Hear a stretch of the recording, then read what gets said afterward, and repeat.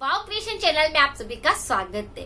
नवजात शिशु को सर्दी जुकाम हो जाता है गर्मी के मौसम में, तो उसे हम किस तरह से ठीक कर सकते हैं। यह उपाय जो मैं बता रही हूँ वो नवजात शिशु से लेकर 3 साल के बच्चों तक प्रयोग कर सकते हैं।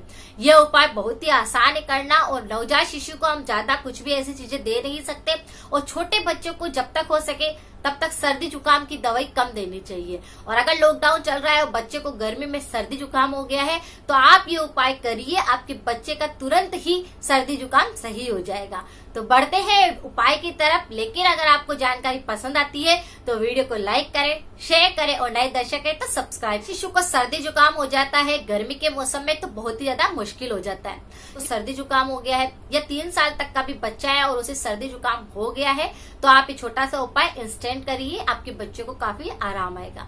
आपको 1 कटोरी गर्म पानी करना है, उसमें आपको डालना है थोड़ा सा सोंठ का पाउडर। 1 कटोरी पानी के अंदर सोंठ जो होती है, अदरक का सूखा हुआ टुकड़ा, उसका आपको पाउडर बना लेना है और उसे उसमें डाल देना है। उसमें थोड़ा सा आपको डालना है दालचीनी। इस तरह से दोनों पानी के अंदर डाल करके पानी को आपको अच्छे से बॉईल करना है। जब पानी अच्छे से बॉईल हो जाए उसे थोड़ा सा आपको ठंडा कर लेना है। उसके अंदर आपको एक कॉटन का कपड़ा लेना है और उसमें अच्छे से डीप करना है, और उसकी आप पट्टी बना करके बच्चे के नाक के ऊपर लगा दीजिए।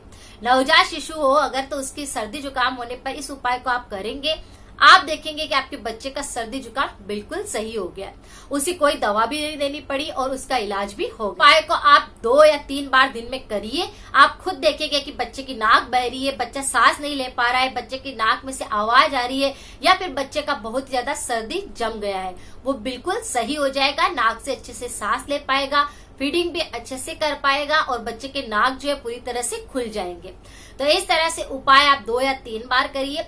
लेकिन इस बात का ध्यान रखिए कि जब ये उपाय करें तो आप उसको एकदम से ठंडी हवा ना लगे। जैसे कि एकदम से आपको एसी में नहीं ले जाना है, बिल्कुल डायरेक्ट पंखे के नीचे नहीं सुलाना है, कूलर के जस्ट आपको उसको नहीं सुलाना है। तो इस बात का अगर आप ध्यान रखेंगे तो ये प्रयोग आपको 1 दिन में ही अच्छा रिजल्ट देगा। पट्टी को करने का कोई नुकसान भी नहीं है, बच्चों को कुछ खिलाना भी नहीं है और बच्चों को कुछ पिलाना भी नहीं है।